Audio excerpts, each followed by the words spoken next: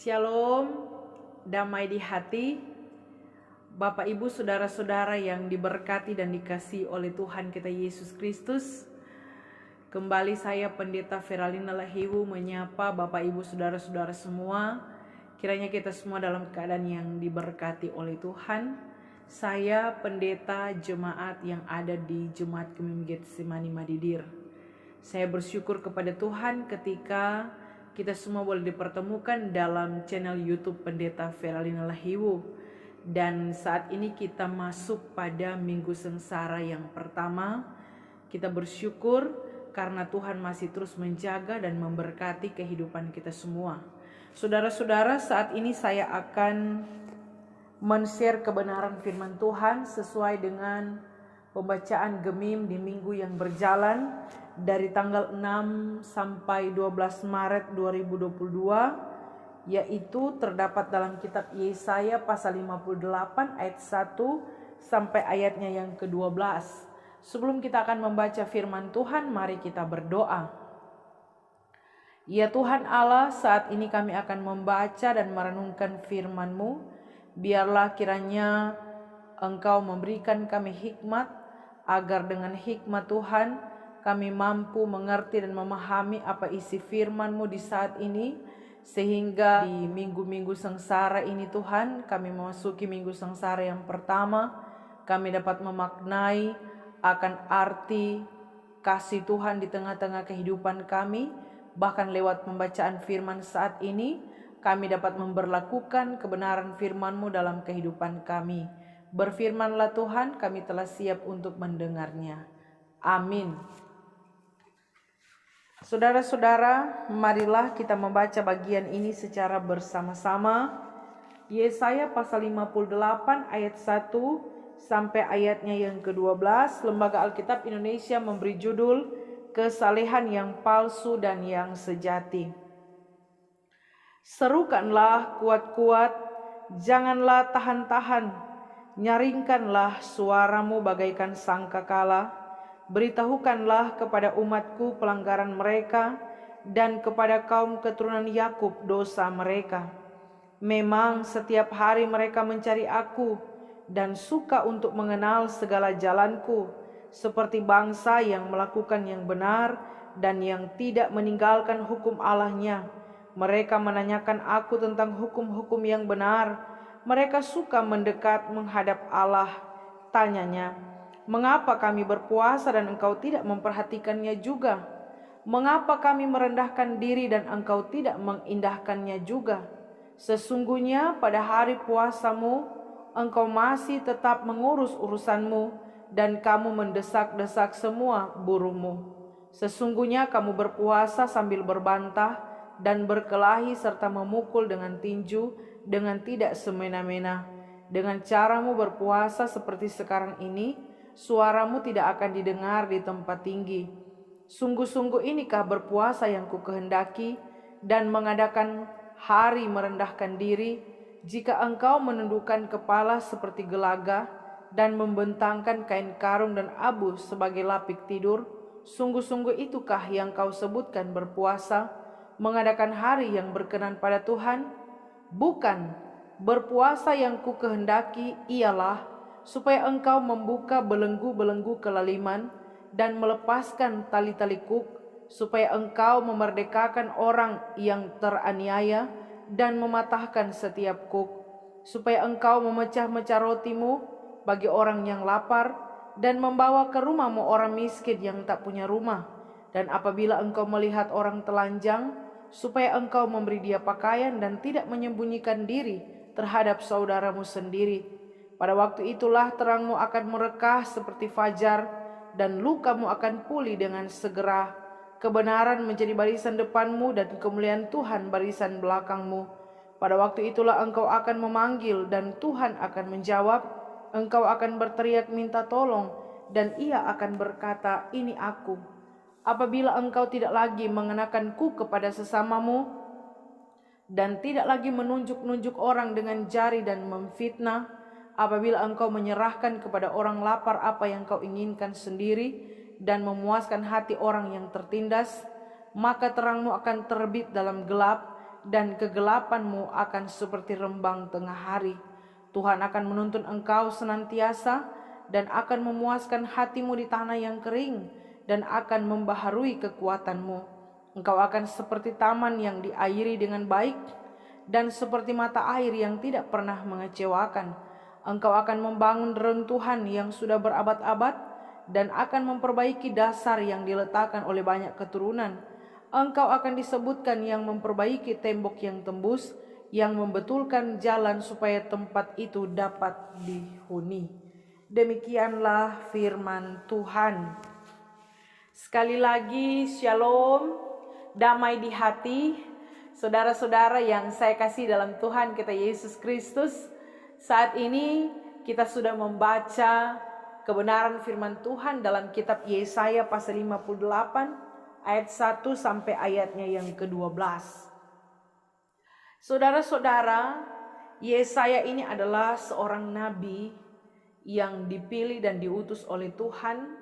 Dia tampil di kerajaan Yehuda, Israel Utara, di mana di Israel Utara ini ada 10 bangsa di sana.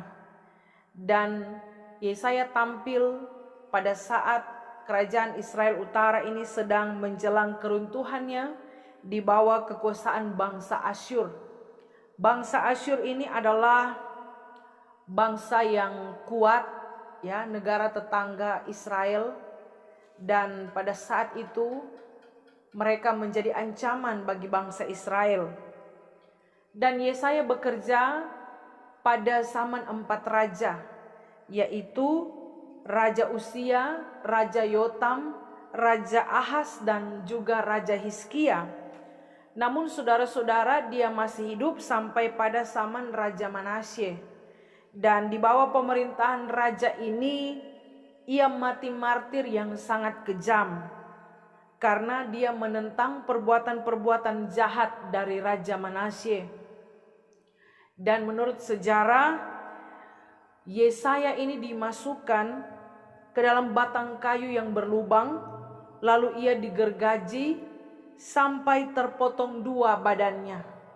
Sungguh luar biasa apa yang dialami oleh Nabi Yesaya. Karena Nabi Yesaya ini dia orang yang sangat berani. Dia berani baik berhadapan dengan raja, tapi juga di depan umum di banyak orang. Dia seorang yang sangat pemberani. Ia tidak pernah membungkuk untuk mencari muka. Dia seorang patriot sejati. Bahkan dikatakan dia suka menentang segala sesuatu yang bisa merusak bangsanya sendiri. Namun dia punya sifat yang lemah lembut dan dia mempunyai kasih yang besar. Nah, saudara-saudara yang diberkati Tuhan, kitab Yesaya ini dibagi dalam 3 bagian. Bagian pertama itu dari pasal 1 sampai 39 disebut Proto Yesaya. Bagian ini berbicara tentang nubuat Allah kepada bangsa Israel yang diancam oleh bangsa Asyur, di mana mereka akan masuk dalam pembuangan. Tapi mereka juga bukan hanya diancam oleh negara tetangga yaitu bangsa Asyur, namun mereka juga diancam oleh dosa mereka sendiri yang tidak taat kepada Tuhan. Dan bagian yang kedua itu dari pasal 40 sampai pasal 55 disebut Deutero Yesaya. Di sini nubuat ini ditujukan kepada umat Yehuda yang akan hidup dalam pembuangan, tapi Tuhan akan membawa umatnya kembali ke Yerusalem. Dan bagian yang ketiga dari pasal 56 sampai pasal 66 ini disebut Trito Yesaya. Dan ini merupakan nubuat tentang keselamatan yang sebagian besar ditujukan kepada bangsa Yehuda yang telah kembali ke Yerusalem, bahwa Allah pasti menggenapi janjinya selama umat Israel hidup dalam kebenaran. Dan bagian firman Tuhan yang kita baca dalam kitab Yesaya pasal 58 ayat 1 sampai 12 ini Ini masuk dalam bagian yang ketiga, yaitu Trito Yesaya. Saudara-saudara yang saya kasih dalam Tuhan kita Yesus Kristus, khusus pasal 58 ayat 1-12 ini adalah sebuah kisah tentang teguran Allah bagi bangsa Israel, secara khusus bagi bangsa Yehuda, setelah mereka kembali ke Yerusalem dari pembuangan di Babel. Teguran ini disampaikan untuk mengkritisi keadaan bangsa Yehuda pada masa itu, karena mereka tidak lagi hidup sesuai dengan ketetapan Allah. Nah, saudara-saudara, di sini Nabi menegur karena bangsa Israel hanya membanggakan puasa yang mereka lakukan sebagai ibadat terpenting bagi tradisi Yahudi pada masa itu. Dan juga mereka suka mendalami firman Allah, tetapi mereka tidak melakukannya. Mereka suka mengenal jalan Allah, tapi dalam praktik hidup sehari-hari mereka tidak menerapkan hukum-hukum Allah. Mereka hanya ingin menarik perhatian Tuhan untuk memperoleh berkat-berkat dari Tuhan. Mereka rajin beragama supaya Tuhan mengindahkan usaha mereka dan memuaskan keinginan mereka. Bangsa Israel sering memanfaatkan pertemuan puasa sebagai kesempatan untuk memajukan urusan mereka. Dan dalam hal mereka berpuasa, mereka melakukan tindakan kekerasan yang terungkap dalam pasal 58 ayat 3b sampai ayatnya yang keempat. Dan mereka melakukan puasa hanya sebagai sebuah tradisi yang telah berlaku sejak lama. Sehingga saudara-saudara yang saya kasih dalam Tuhan kita Yesus Kristus, inilah yang menjadi bagian khusus yang kita pelajari dari pasal 58 ini, di mana Allah menegur mereka karena dalam hal puasa mereka kepada Tuhan. Mereka betul berpuasa, namun cara hidup mereka, kelakuan mereka tidak sebanding dengan ibadah puasa yang mereka lakukan di hadapan Tuhan. Sehingga saudara-saudara yang diberkati oleh Tuhan kita Yesus Kristus, sesuai dengan tema yang diangkat oleh bagian pembacaan yang kita baca saat ini, yaitu membangun spiritual melalui puasa diakonia. Nah, saudara-saudara, ketika kita mendengar kata puasa, dalam pembacaan ini disebutkan 6 kali. Terdapat pada 4 ayat, yaitu ayat 3, 4, 5, dan 6. Puasa ini berarti menahan diri terhadap makanan dan minuman. Sehingga orang yang berpuasa berarti dia tidak makan, tidak minum. Saudara-saudara yang diberkati oleh Tuhan kita Yesus Kristus, dalam bahasa Ibrani kata puasa ini diterjemahkan tsum, yang artinya menjauhkan diri dari makanan. Sehingga sangat jelas bahwa berpuasa berarti tidak makan, tidak minum. Namun Bapak Ibu Saudara yang diberkati Tuhan, berpuasa tidak hanya sekedar tidak makan dan tidak minum, tapi bagaimana kita dapat menahan diri dari berbagai hal-hal yang tidak dikehendaki oleh Tuhan. Sehingga saudara-saudara, dari pembacaan ini Nabi Yesaya mengungkapkan kesalehan umat Israel, secara khusus orang-orang Yehuda pada saat itu. Dalam kesalehan mereka, dalam keberimanan mereka kepada Tuhan, mereka melakukan yang namanya ibadah puasa. Namun yang jadi persoalan, ibadah puasa yang mereka lakukan, tindakan berpuasa mereka ini tidak diperhatikan oleh Allah. Dengan kata lain, Allah menolak ibadah puasa yang mereka lakukan. Sehingga yang menjadi pertanyaan, mengapa Tuhan Allah menolak ibadah puasa yang mereka lakukan? Padahal puasa ini adalah bagian terpenting dalam kehidupan umat Israel pada saat itu. Padahal puasa adalah hubungan antara umat dengan Tuhan. Namun mengapa Allah menolak ibadah puasa yang dilakukan oleh umat Israel. Tadi saya sudah katakan saudara-saudara bahwa mereka hanya membanggakan puasa mereka sebagai sebuah tradisi yang terjadi sejak lama. Namun yang paling parah Bapak Ibu Saudara-saudara, saat mereka melakukan puasa, saat mereka berpuasa, dikatakan bahwa mereka mendesak-desak semua buruh. Artinya apa? Saat mereka melakukan puasa, saat yang sama juga mereka berlaku kasar terhadap para pekerja. Mereka menindas, mereka menekan dengan keras orang-orang yang bekerja kepada mereka pada saat itu. Ketika mereka berpuasa, mereka menjalankan puasa namun sambil berbantah. Artinya apa? Mereka betul berpuasa, mereka betul beribadah puasa di hadapan Tuhan, tapi mereka hidup di dalam perselisihan antara satu dengan yang lain. Makanya mereka tidak diperhatikan oleh Tuhan, karena mereka melakukan puasa dengan hati yang tidak murni di hadapan Tuhan. Betul mereka berpuasa, tapi pada saat yang sama mereka berpuasa dikatakan sambil berkelahi, memukul dengan tinju. Artinya apa? Saat mereka berpuasa, mereka melakukan hal-hal yang tidak baik. Mereka melakukan tindakan kekerasan kepada budak, kepada orang-orang miskin pada saat itu. Mereka hanya terlihat seolah-olah mereka taat dalam ibadah, dalam berpuasa, tapi pada praktek hidup mereka sangat jahat di hadapan Tuhan. Sehingga itulah Bapak Ibu Saudara, mengapa Tuhan tidak memperhatikan mereka saat mereka berpuasa. Mengapa Tuhan menolak puasa mereka? Karena mereka berpuasa hanya sekedar tidak makan dan tidak minum. Namun cara hidup mereka tidak ada perubahan. Mereka tidak bertobat, mereka tidak sungguh-sungguh di hadapan Tuhan.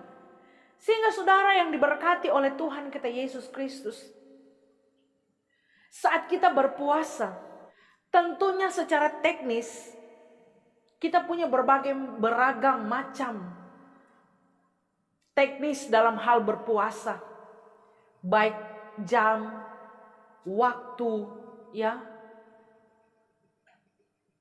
menunjukkan pada apa yang dapat kita lakukan, apa yang dapat kita makan, apa yang dapat kita minum, saudara-saudara. Beragam macam, bahkan dari pengalaman-pengalaman yang ada.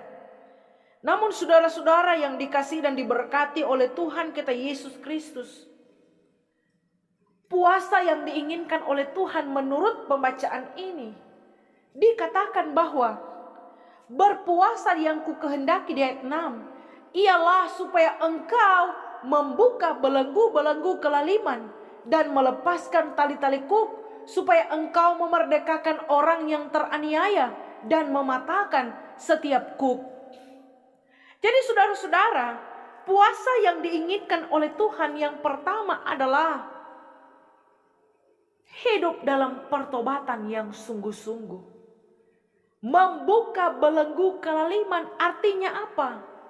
Kejahatan yang mengikat, yang membelenggu itu harus dibuka.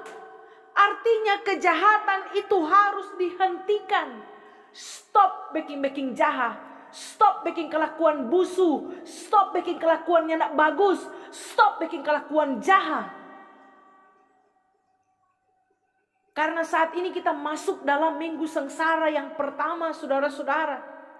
Sangat penting bagi kita untuk berpuasa. Makanya kalau ditanya kepada kita, pentingkah puasa? Penting, saudara-saudara.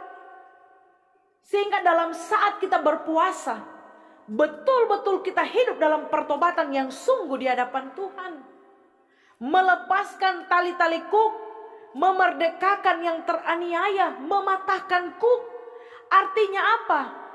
Membiarkan yang tertindas, membebaskan mereka yang tertindas. Artinya apa? Memberikan pengampunan, meluaskan hati untuk mengampuni orang lain. Berarti kita hidup dalam pertobatan yang sungguh. Sekalipun kita beribadah, sekalipun kita berdoa, Bahkan sekalipun kita berpuasa, tetapi kita tidak melakukan pengampunan, kita membenci orang lain, kita menyimpan dendam, menyimpan akar pahit, tidak ada gunanya puasa kita, tidak ada gunanya doa kita, dan tidak ada gunanya ibadah kita, saudara-saudara. Makanya kita yang beribadah, kita yang berdoa, kita yang setia membaca firman, bahkan kita yang melakukan ibadah puasa, seharusnya kita hidup dalam pertobatan yang sungguh di hadapan Tuhan. Ini mengingatkan kepada kita semua. Bahkan juga di minggu sengsara yang pertama ini, Bapak Ibu Saudara, kita diajak untuk mari berpuasa, saudara-saudara. Kalau gereja kita mengenal yang namanya puasa diakonal, dikenal sejak tahun 92, itu sudah ada, saudara-saudara. Sehingga kita pun sebagai umat yang percaya kepada Tuhan diajak di minggu-minggu sengsara ini untuk melaksanakan program gereja kita, untuk melaksanakan ibadah puasa yang dikenal dengan puasa diakonal. Saudara-saudara yang diberkati oleh Tuhan kita Yesus Kristus, puasa diakonal adalah suatu tindakan yang kita kerjakan untuk berbagi dengan orang lain. Jadi dampak dari berpuasa adalah kita berbagi dengan orang lain. Makanya disebutkan di ayat yang ke-7, berpuasa yang kugendaki, ayat 7, supaya engkau memecah-mecah rotimu bagi orang yang lapar, dan membawa ke rumahmu orang miskin yang tak punya rumah. Dan apabila engkau melihat orang telanjang, supaya engkau memberi dia pakaian, dan tidak menyembunyikan diri terhadap saudaramu sendiri. Ini artinya apa, saudara-saudara?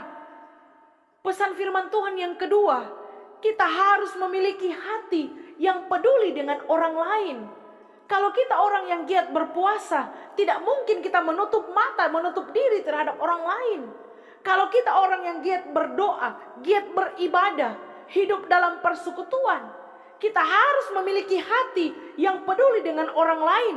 Sehingga di minggu sengsara ini mengajak kepada kita semua. Firman Tuhan bilang, supaya kita memecah-mecah roti bagi orang yang lapar. Artinya apa? Ini merupakan tindakan berbagi kepada orang lain. Jangan torang sunai tak kenyang-kenyang, napa kesiang birman sunai tak lapar-lapar. Kita diajak untuk berbagi dengan orang lain. Kalau kita punya berkelebihan dalam kehidupan kita, kita memiliki berkat yang melimpah, kita harus memperhatikan orang lain, orang-orang yang membutuhkan, orang-orang miskin, anak-anak yatim piatu, mereka yang telanjang kita berikan pakaian, mereka yang tidak punya rumah, kita peduli kepada mereka, saudara-saudara. Bahkan firman Tuhan bilang, dorang yang ada rumah bawa penghuni perumah. Wah, ini suatu hal, suatu tindakan yang luar biasa yang diingatkan oleh kebenaran firman Tuhan di saat ini. Artinya apa? Kita diajak untuk tidak mengabaikan orang lain. Kita diajak untuk punya hati yang mau memperhatikan orang lain. Kita diajak untuk punya kasih, peduli dengan orang lain yang berkekurangan, yang membutuhkan uluran tangan kasih kita, saudara-saudara. Jangan kita hanya egois, cuma hidup sendiri. Jangan seperti orang Israel. Mereka berpuasa hanya untuk memuaskan keinginan mereka. Mereka berpuasa hanya untuk supaya Tuhan memberkati pada orang. Tapi orang tidak melakukan praktek hidup yang diinginkan oleh Tuhan. Mereka mengabaikan orang miskin. Mereka tidak peduli dengan orang lain. Bahkan mereka menindas orang-orang yang bekerja kepada mereka pada saat itu. Ini suatu tindakan yang tidak punya kasih kepada orang lain. Dan ini yang ditentang oleh Tuhan, Bapak Ibu Saudara-saudara. Sehingga saudara diberkati dan dikasihi oleh Tuhan kita Yesus Kristus. Dampak dari berpuasa adalah kita berbagi dengan orang lain. Makanya tadi saya katakan gereja kita mengenal dengan yang namanya puasa diakonal. Bagaimana kita menyisihkan, bukan mensisakan, saudara-saudara. Menyisihkan apa yang dapat kita berikan bagi orang lain. Cuma yang jadi persoalan kadang-kadang program puasa diakonal jalan namun tidak tepat sasaran, saudara-saudara. Ya, ada kumpul-kumpul nomar. Akhirnya entah ke mana sudah kumpul. Ya, tidak tepat sasaran. Sunin tahu udah bawa kemana tuh doi, saudara-saudara. Sunin tahu udah bawa kemana tuh udah kumpul selama ini. Hilang, lenyap, Bapak Ibu Saudara. Ini yang jadi persoalan. Sehingga Bapak Ibu Saudara yang diberkati oleh Tuhan kita Yesus Kristus, dalam puasa diakonal, kita harus benar-benar tepat sasaran. Supaya ada semangat dari semua jemaat untuk melaksanakan program ini. Biar kita memberi diri kita, memberi hidup kita untuk melakukan puasa. Sehingga dampak dari berpuasa adalah kita memiliki hati yang mau peduli dengan orang lain. Amin, saudara-saudara. Dan yang ketiga, saat kita berpuasa, kita harus sungguh-sungguh mencari Tuhan. Jangan main-main Bapak Ibu Saudara. Jangan main-main dengan Tuhan. Kita harus sungguh-sungguh serius dengan Tuhan. Apalagi kalau kita menjalani ibadah puasa. Berpuasa kepada Tuhan. Cari Tuhan dengan sungguh-sungguh. Jangan orang cuma cari Tuhan karena ada perlu. Jangan sama dengan orang Israel cari Tuhan cuma karena supaya Tuhan memberkati. Kadang-kadang orang seperti itu. Ya, kan orangnya sadap kalau orang datang cari cuma karena ada perlu. Iyo nganai cari pak kita cuma karena ada perlu. Seharusnya perlu ngananya ada. Ya, jangan cari Tuhan hanya karena tuh saat orang butuh, saat orang perlu. Tapi kita cari Tuhan sungguh-sungguh karena kita merindukan Tuhan di tengah-tengah kehidupan kita. Seperti rusa yang merindukan sungai yang berair. Begitupun jiwa kita, hidup kita ini rindu akan Tuhan di tengah-tengah kehidupan kita sebagai orang percaya. Dan orang yang setia dengan Tuhan, dia akan mengenal jalan-jalannya Tuhan. Makanya orang-orang yang sungguh mencari Tuhan, dia akan tahu jalan Tuhan, saudara-saudara. Sehingga kalau bukan jalan Tuhan, jangan coba-coba berjalan di situ. Ya, kalau itu bukan jalannya Tuhan, pasti orang akan jatuh. Kalau itu bukan jalannya Tuhan, pasti orang akan hancur, Bapak Ibu Saudara. Makanya seberapa jauh kita berjalan, kalau ternyata jalan itu salah, tidak ada jalan lain, saudara-saudara. Kalau itu jalan yang salah, jangan berjalan terus. Kita harus berbalik. Kendati pun so jauh tunda berjalan, salah koteen. Kita harus berbalik dari jalan yang salah itu. Kita harus kembali menempuh jalan yang benar, yaitu jalannya Tuhan. Makanya orang yang mengenal jalan Tuhan, dia dekat dengan Tuhan, dia intim dengan Tuhan, saudara-saudara. Makanya Daud bilang, hanya dekat Allah saja aku tenang. Orang yang dekat dengan Tuhan, dia akan memiliki ketenangan. Ketenangan hati, ketenangan pikiran. Orang yang dekat dengan Tuhan, dia tidak akan takut. Dia tidak akan khawatir, dia tidak akan ragu. Dia tidak akan bimbang. Karena dia sadar, dia tahu bahwa dia dekat dengan Tuhan. Amin, saudara-saudara. Kita harus percaya bahwa Tuhan adalah sumber segala-galanya di tengah-tengah kehidupan kita. Makanya kita harus mendekatkan diri di hadapan Tuhan. Amin, saudara-saudara. Tema kita membangun spiritual melalui puasa diakonia yang pertama, saudara-saudara.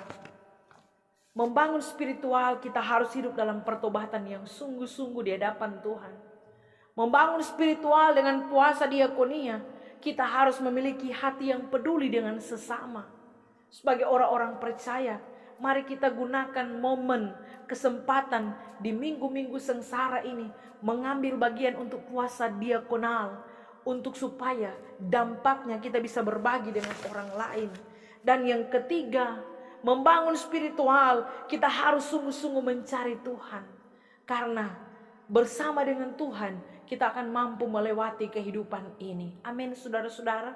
Semoga firman ini memberkati, menyertai kehidupan kita semua.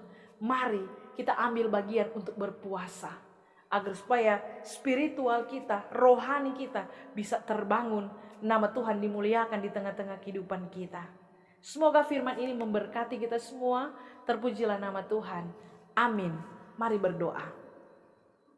Ya Tuhan Allah, terima kasih kami boleh membaca, merenungkan firman-Mu. Ada 3 pesan firman Tuhan yang boleh kami dengarkan bersama. Biar ini mampu kami kerjakan di tengah-tengah kehidupan kami sebagai orang-orang yang percaya kepadamu. Terima kasih Tuhan Yesus, inilah doa dan sembahyang kami. Dalam nama Yesus kami berdoa, haleluya, amin. Demikianlah Bapak Ibu Saudara-saudara jangan lupa untuk terus mendukung channel Pendeta Feralina Lahiwu dengan cara subscribe, tekan tombol lonceng, like, dan juga tulis komen-komen positif, dan boleh membagikan sebanyak mungkin video ini sehingga pun boleh memberkati banyak orang. Terima kasih semuanya. Tuhan Yesus memberkati kita semua. Salam sehat, shalom, damai di hati.